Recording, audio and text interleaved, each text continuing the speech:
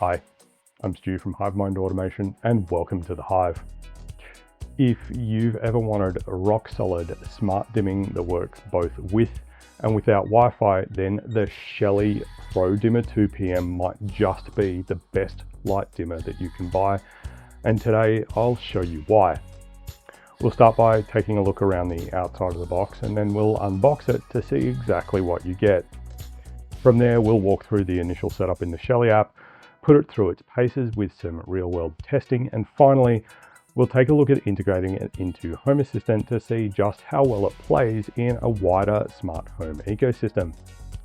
Whether you're planning a new build, renovating, or just upgrading your lighting control, this device might just be the key to combining rock-solid reliability with smart automation flexibility. So while I roll the intro, why don't you take a moment to subscribe and hit the bell icon so you'll be notified when I release new videos. And if you'd like to support the channel, you'll find affiliate links to the smart home tech that I feature in the video description and on my website. There's also a buy me a coffee link if you'd like to contribute directly.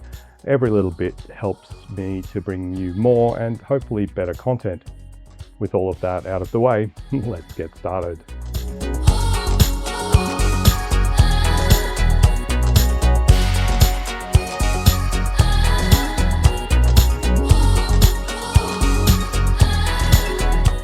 So earlier this year, I visited my aunt and uncle who have been building their dream home in far north Queensland, and my aunt asked me for some advice on their lighting setup. And because they're still in the construction stage with no walls up just yet, they've got the luxury of wiring the whole place exactly how they want it. Their brief was pretty straightforward. They wanted all of the lights on dimmers for flexibility and ambiance. They didn't really want any fancy RGB or color changing lights, just warm, consistent lighting.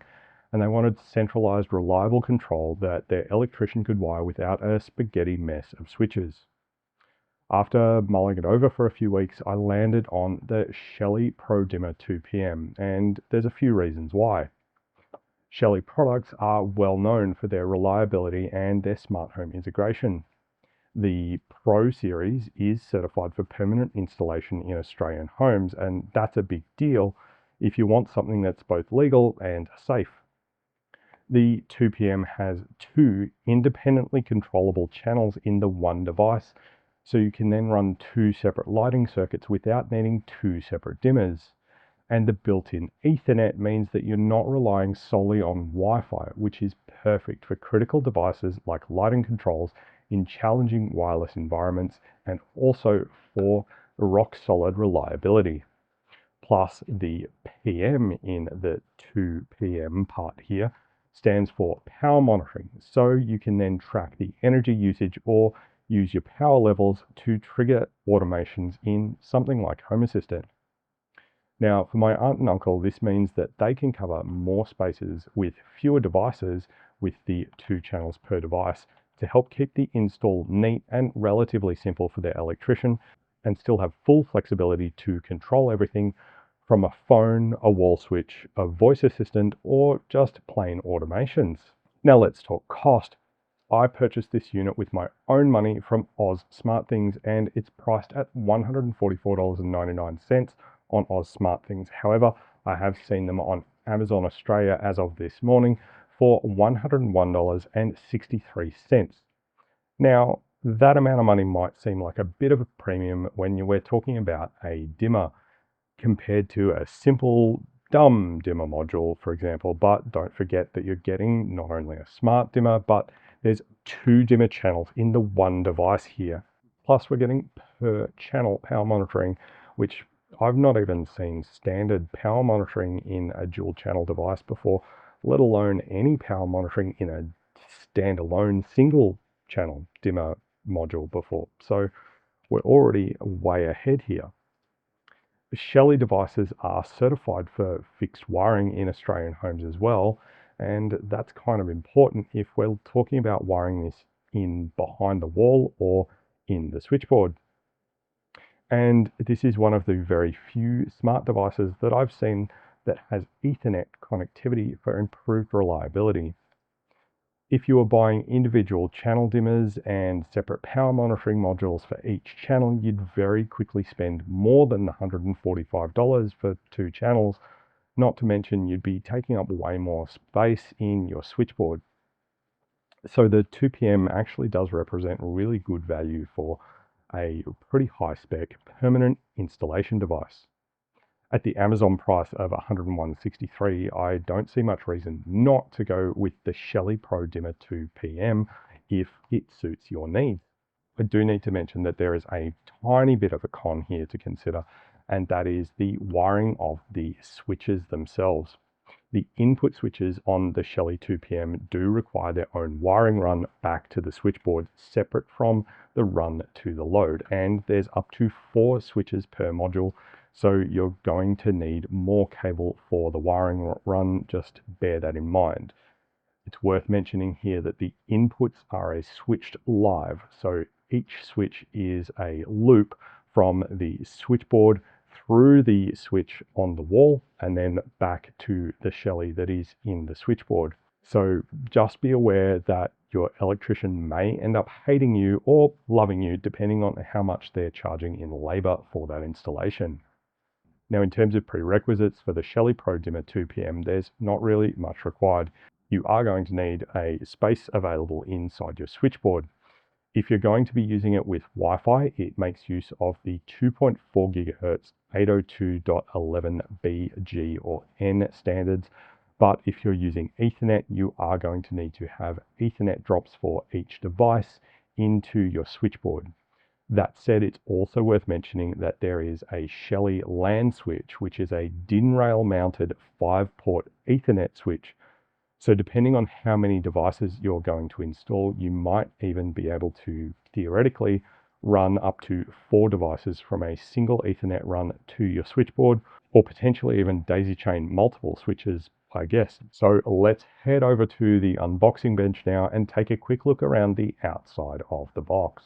Starting on the front, we have Shelly Pro Dimmer 2PM, 2 output, 4 switch or button inputs, DIN rail mountable, Bluetooth, Wi-Fi and LAN, and then www.shelly.com. In the top right, it's a Pro. We have Ethernet, Wi-Fi and Bluetooth symbols there, and then a serving suggestion of the unit. On the left-hand side, there's a QR code to download the app and some copyright information. On the right-hand side, there's some compliance details and a barcode. And on the back, we have some specs. It's 110 to 240 volt AC at 50 or 60 Hertz rated. Power consumption less than 2 watts. Intelligent on and off. Max RF power is less than 20 dBm. There are cloud services for remote access services and backup. It has SSL connectivity, an embedded web server, Wi-Fi 802.11bg or N, and the RF band of 2400 to 2495 megahertz. There's supported load types for incandescent, dimmable LED and compact fluorescent lights, and dimmable electronic transformers. And there's some manufacturer details on the top of the box. There's the Shelly logo, Dimmer 2PM, 2 outputs, 4 switch button inputs, DIN rail mountable, Bluetooth, Wi-Fi, LAN, and the Shelly app there as well. Lastly, on the bottom, there's a QR code with instructions on how to recycle the device. The outside of the box covered off now, let's take a quick look at what's inside the box. So we'll grab the box and lift up the flap on top, if I can get my thumb there, and we see the Shelly Pro 2PM dimmer there straight away. I will slide that out of the box and you can see it's green, and we'll reach in and grab some information here, and there's a couple of little cards with QR codes on it as well. One of these is for their Facebook group and the other is for compliance details. So there's some information there on how to get support and the compliance info. Inside the manual, we have it unfolds and we can see there's a wiring diagram for the unit itself there to help you understand how to wire it up. And there's all sorts of safety information and other details there. And it does come in multiple languages as well. Taking a look at the unit itself, and it is made of plastic. It has a nice tactile reset button on the front there, and we have power, Wi-Fi, LAN, out 1 and out 2 LEDs on the front.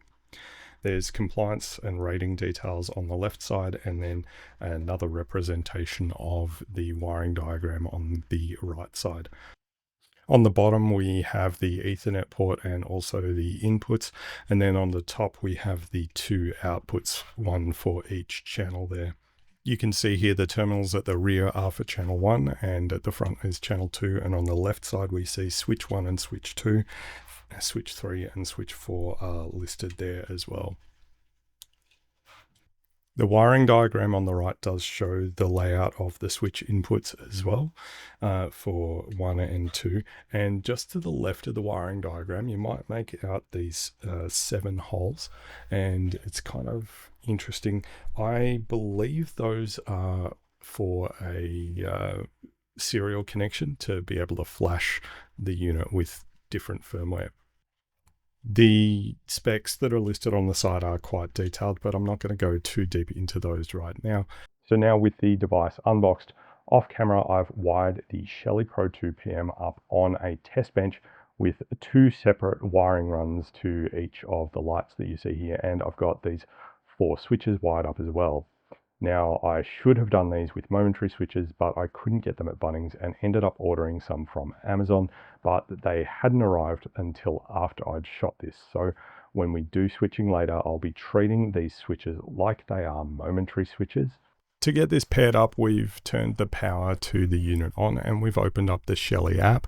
We've tapped the plus button in the top right hand corner and we've got add via Bluetooth. We'll tap next. It's searching for new devices and we can see the Shelly Pro Dimmer 2 PM. We'll tap next and we need to provide it with the Wi-Fi network details, which I'll type in here. Then we can tap add device, and it's pairing the device to our Wi-Fi network and registering to the cloud. Now, if we were using LAN, it wouldn't need to connect to the Wi-Fi. We would just connect. Okay, the device access point's disabled now, and we can see the LED on the unit has turned green. We can now provide it with a symbol and a name. So we'll put Dimmer 2 PM as the name, and we'll leave the symbol alone and tap next. And we can select a room. We'll put it in test and tap save. It's associating the device with my account now. It says, congratulations, Dimmer 2 PM is now a part of your account. And we see the 2 units at the bottom there, Dimmer 2 PM and 2 Dimmer 2 PM. They both say pending connection at the moment. Drilling into one of them, it says no connection with Dimmer 2 PM, and backing out, it all of a sudden said not calibrated instead. So we were then able to drill back in and then tap the big power button at the bottom of the screen, and it turned on light number 1. We turned that off. And then after backing out to the dashboard, we were able to tap the power buttons on the dashboard to turn the lights on and off. And we can see the power draw updating almost immediately on the dashboard there with the wattage that it's drawing. So with the Shelly Pro Dimmer 2 PM paired up into the Shelly app, let's explore. So off camera, I went and replaced both of these bulbs with actual dimmable LED bulbs, which I picked up from Bunnings. And we can see I've also then repaired the Shelly Dimmer Pro 2 PM, and I've renamed them Demo and 2 Demo there that you can see, and we're in a demo room. Now we can turn both on and off just using the dashboard as usual, but we can also, with the switch in the number 1 and position, just momentarily turning that on, and then doing it again, we'll toggle it off again. And the same for the switch in the number 3 position. It's worth mentioning that at the moment we haven't set up the app to properly map those switches. So switch 1 and switch 2, we're just flipping it on and off quite quickly. This obviously is going to work better with a momentary switch, which didn't come in before filming this. So what you might be able to see on the Shelly Dimmer 2 PM with the light on at the moment is that the LED next to out 1 was on there for a moment. It's still on even with it off though, so not sure what's going on there, or if it's just bleeding from the LAN port. We're changing the device name here. I'll call it channel 1, and we'll save that. And we can see we've changed the name. We can also hit the cog down the left-hand side and we see we've got Calibrate Dimmer's current channel. And if we tap Calibrate, that's going to start the dimmer calibration, and we can't calibrate both channels at the same time, and we shouldn't change any states while we're calibrating as well. So what this is going to do is it's going to run through the different dimmers, and it's monitoring the power draw of the light while it's doing this calibration to kind of see where the minimum is that it's actually producing light, and what the maximum is as well.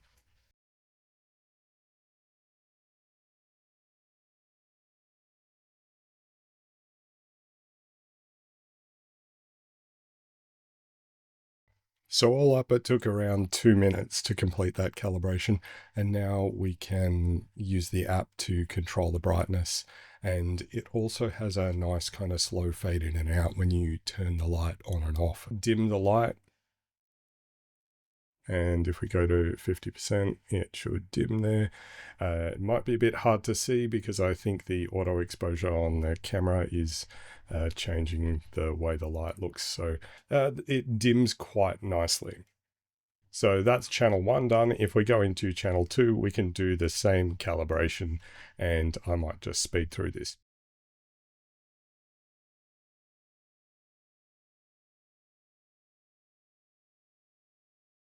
And so now with channel 2 calibrated, we can now do some different stuff. We'll change the name here to channel 2 and save that. And again, we can now dim the light, turn it on and off, and do all of the same stuff that we did after calibrating the first one.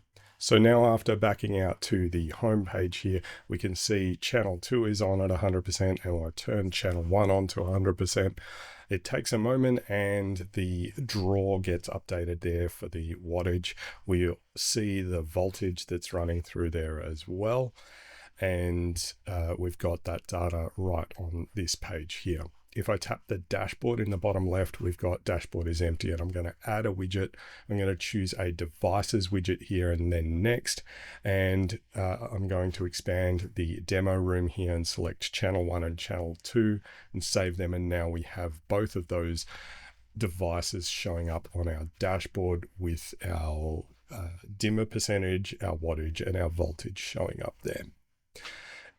Drilling back into channel 1, and we'll just set this to 50%, and I dropped out of there. We'll head back in, set that to 50%, and we can start exploring some of the menus on the left. We'll start with notifications. There's nothing in there, but when something new arrives, it will show up in there. And then we've got some charts, and we can see our consumption charts with the wattage, and we've got by default set to the last 24 hours.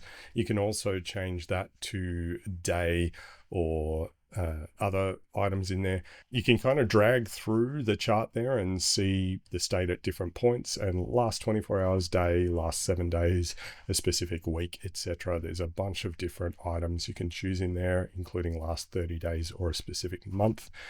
We've got our total energy for the period, the average energy for the period, the max and the min as well. And then we've also got voltage here. Again, we can drag through the chart, change the scale, and look at the average, the max, or the min in here as well. Heading back to the top, hitting the 3-dot stack, we can change the chart type. We can go for a bar chart, a smooth area chart, etc. And line chart is the default. We can also export a CSV or go into full screen mode with the chart there as well. The next menu item down the left is the activity log. Now the free version allows 5 events per device. We can upgrade to premium and get up to 100 events per device there. We have a timestamp and different activity there, whether it's on, off, disconnected, reconnected. And if we have an exposure triangle and expand that, we can actually see that the activity there was a change of the state to a dimmed level. Next, we have a timer, so we can have auto on after 1 minute, or auto off after 1 minute, or whatever value we set there. And I'm going to save an auto on at 1 minute, and that's going to start the countdown, and then an auto off after 1 minute as well, and that's going to start that countdown. So it should turn itself off in about a minute's time and then back on.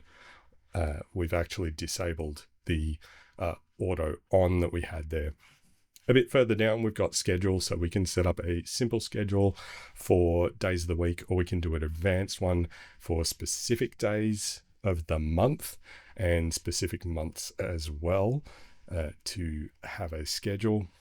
And then once we've set our schedule frequency, we can then also once we've set our schedule frequency, say Monday, Tuesday, we hit next. We then choose the time interval, so simple or advanced, so we can do hours, minutes, seconds, or we can do sunrise or sunset as well, with an offset of however many minutes before or after sunrise or sunset.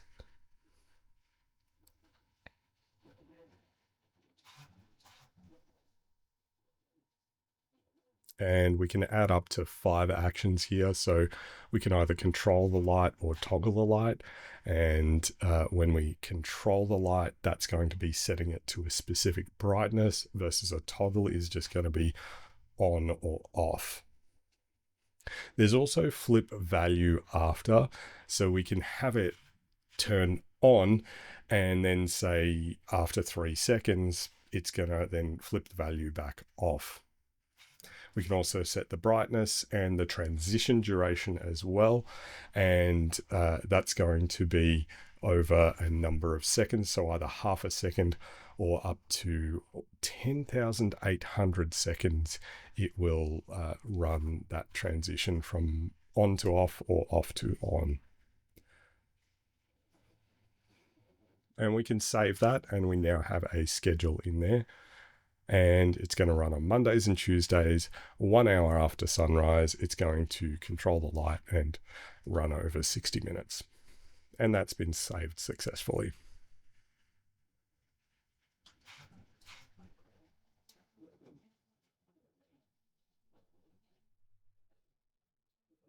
Next, we have actions. If you want to use this feature, you need to add an action. So we can add the action, and those actions can be either on the light or any of the 4 input channels there.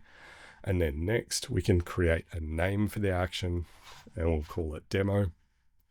We'll set the active time here, and the start time can be 6 minutes or 6 a.m. and then 7. And then light on, and the minimal interval in seconds for 2 consecutive invocations of the hook. Any events that trigger the hook during this interval will be ignored. So now we can enter a URL link, and what's going to happen is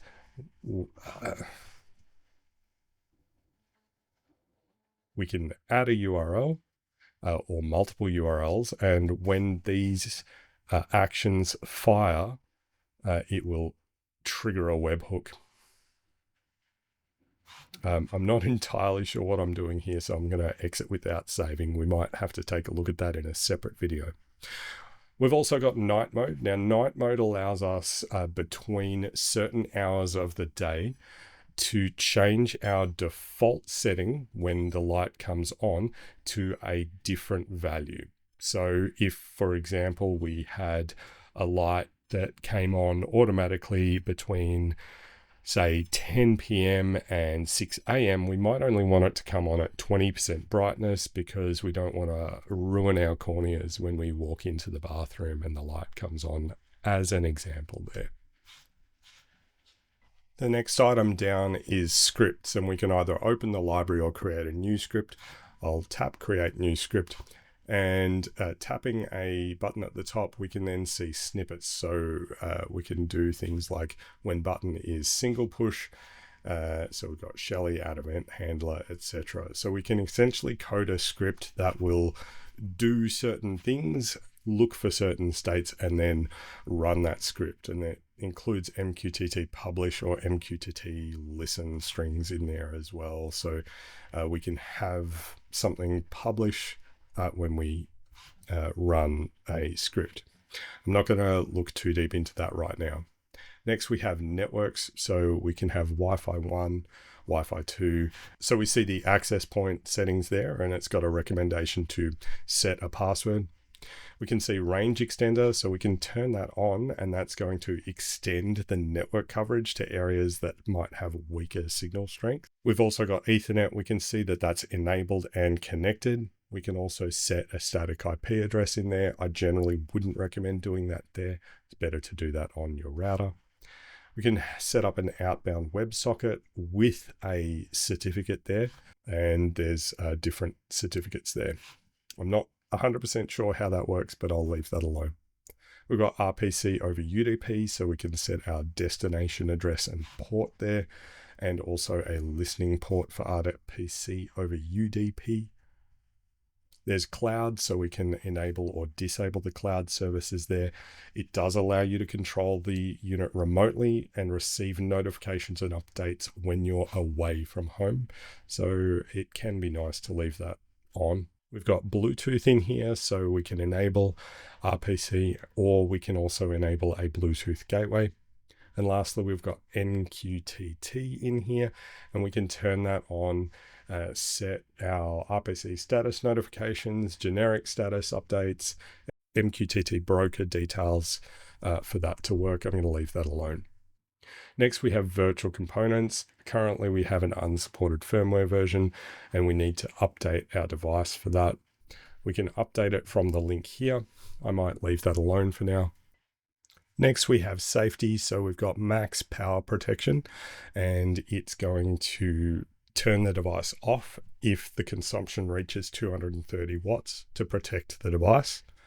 We also have max voltage protection, which by default is going to turn the device off if the voltage reaches 280 volts. Max current protection at 1.22 amps. And we also have under voltage protection at 200 volts. Next, we have some application settings. So we've got offline notifications, which is apparently new, and it requires premium. So you need to pay for that feature. Device card customization in here, and you can customize a device card, either big or small parameter slots in the device card. Next, we have energy calculation. We can exclude from total room energy or exclude from total account energy if there's a reason that you want to do that. There's also a pin lock. We can turn that on and lock the device with a pin. We've got input state display. So if we toggle that on, it will add an input state identifier to the power button. So when we have the switch on, it will tell us that the switch is on. We can also exclude from the global activity log if we don't want to see those details. Here is we can share the device. So we can put in the email address of someone we want to share the device with. And then lastly, we've got settings. So there's a lot of settings here. We've got input output settings. So we've got one button dimming control, push to toggle, hold to dim up and down, and it changes direction on each hold. We've got, and that's the default setting. There's also set Shelly device to be in detached switch mode, which means that the switch is totally separated from the relays. There's activation switch, which is used with a motion sensor. So any input will turn on and reset the auto off timer. There's also a dual button dimming mode. So you've got two inputs configuration for the buttons for up or down. Now at the moment, because I just have regular switches here, we just have to treat them like they're buttons in order to do that. I like the idea of having this in dual button dim mode. So I'll set that. So now if I use the top button on the left here, those are wired to switch 1 and 2 on the input of the dimmer. So switch 1 would be dim up and switch 2 would be dim down. We also have action on power on, so we can configure the Shelly device to restore the last mode it was in when it has power, or we can either turn on or off when power is restored there as well. So we'll save that setting with the dual button dimming mode.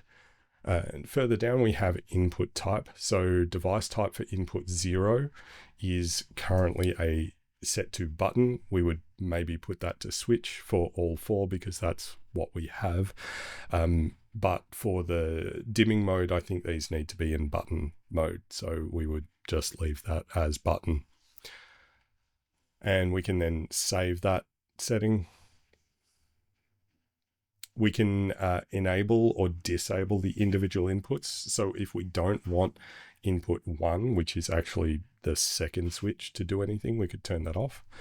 And we can also invert the input. So if it's something that's normally on, we can invert that so that the behavior works as we might expect. There's an input name, so we can change the name there. So we can call this channel 1 up and then channel 1 down. I've put channel 2 and that's not right. We'll fix that up.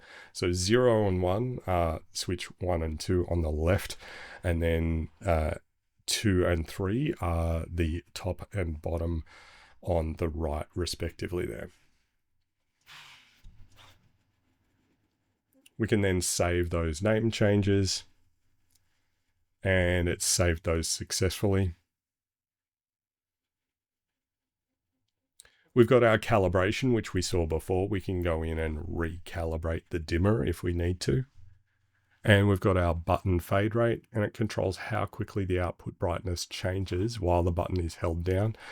By default, that's at 3x, and we can change that up or down as we see fit. Button presets, so change the brightness level on action. We can on button double push, set the brightness to 100% or a setting that we define. Our transition duration is the time in seconds when the transition time isn't explicitly set. So this is the default time that it takes to either turn on or off. And we can set that to 5 and save that. Minimum brightness on a toggle. So we can have that as a minimum of 3% if we turn it on.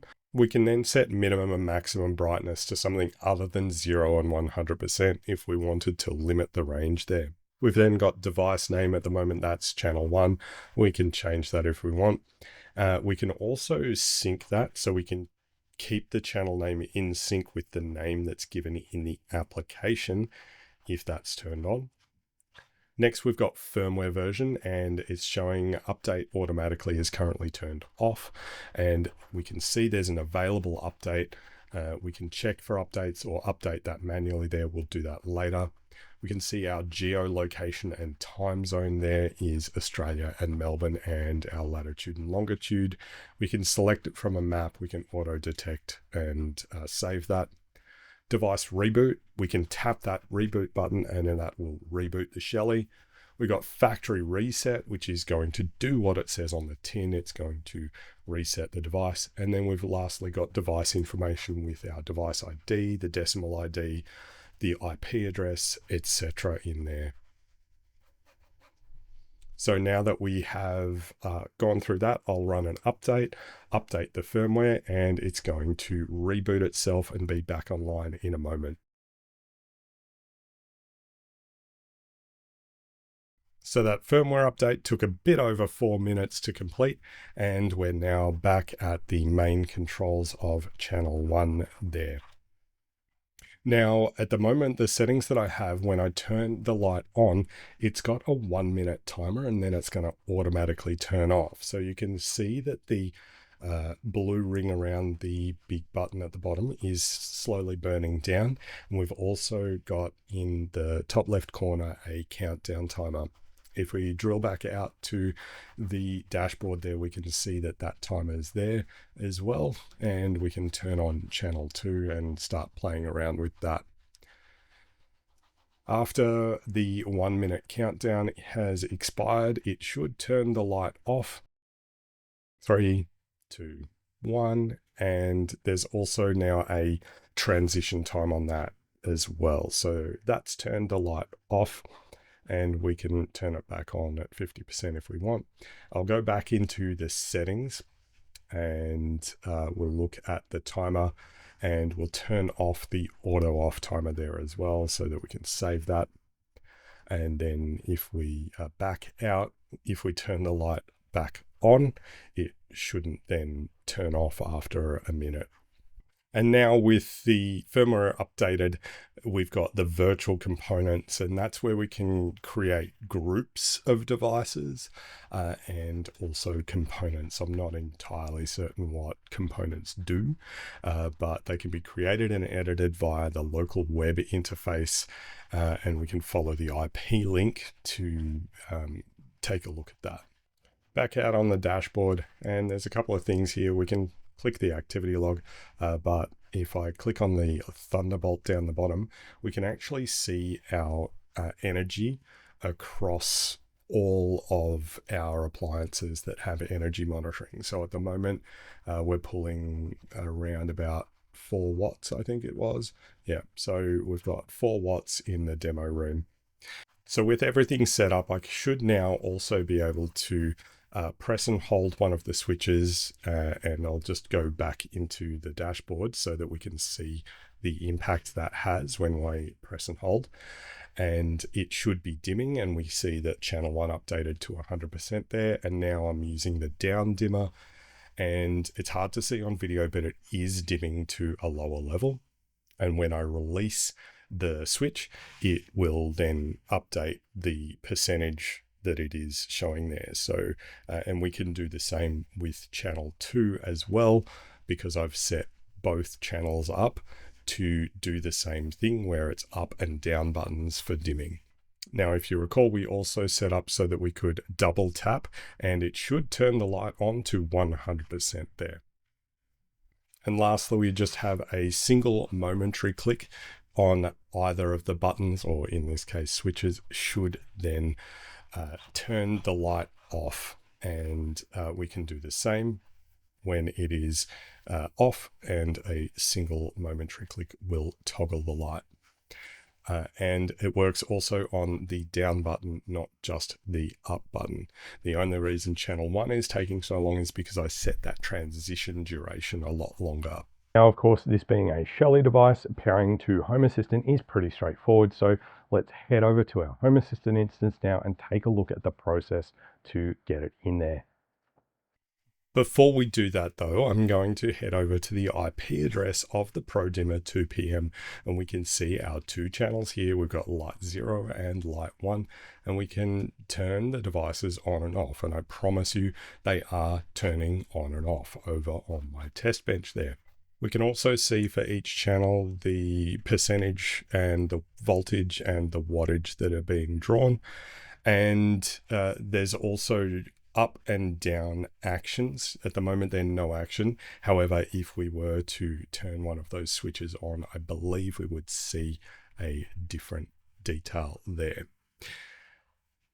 And we can just turn those both off. And again, I promise you, they are being updated.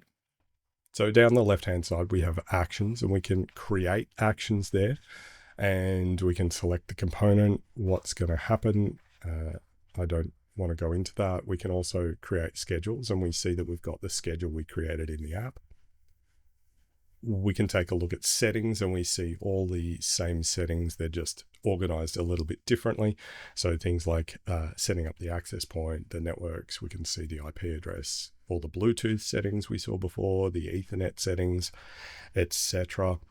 The cloud connectivity settings and the device settings for authentication, TLS configuration. Now this is interesting. We can set up certificates that need to be validated before we can do certain things, or essentially use that certificate to make an HTTPS connection.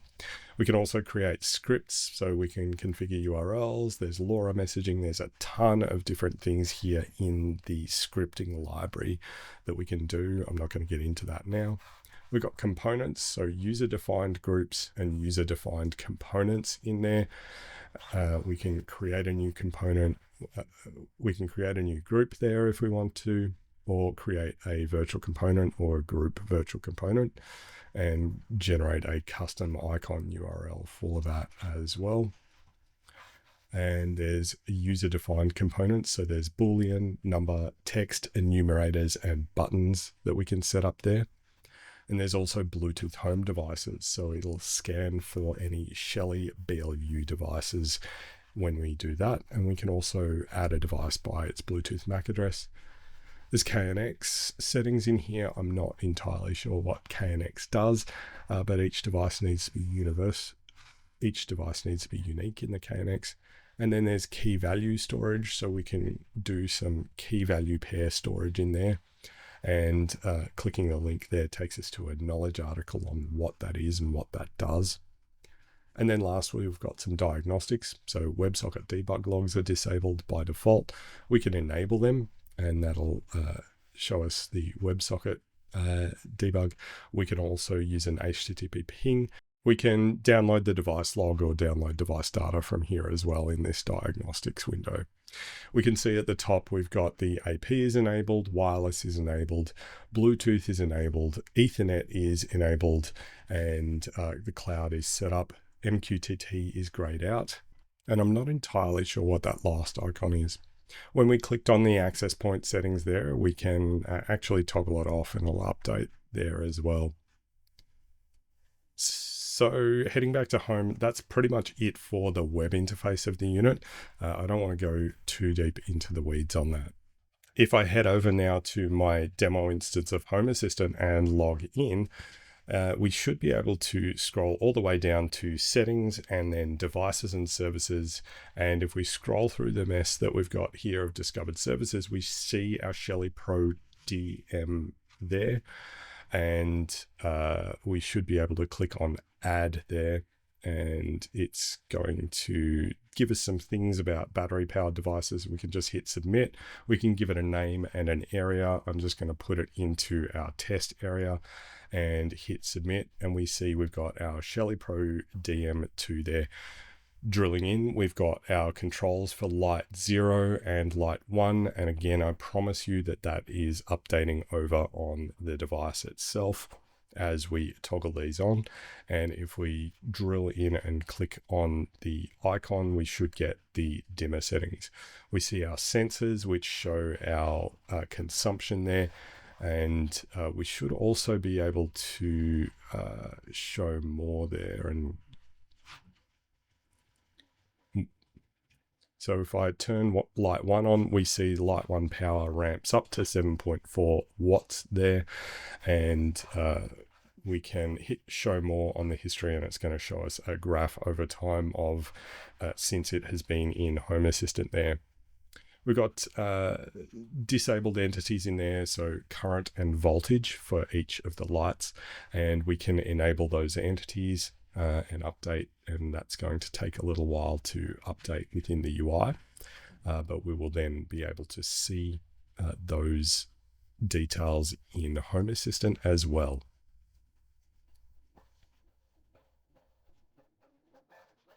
And we've got events there, so channel 1 down, channel 1 up, channel 2 down, and channel 1 up.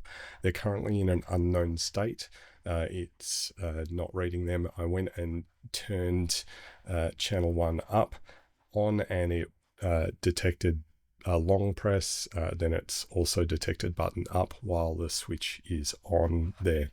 So you can actually see the state of the different switches on the input there as well. So you could reasonably then trigger another automation from Home Assistant from there.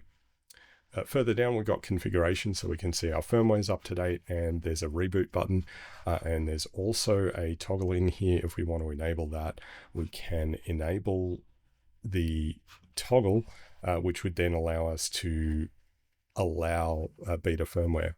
And lastly, we've got some diagnostics.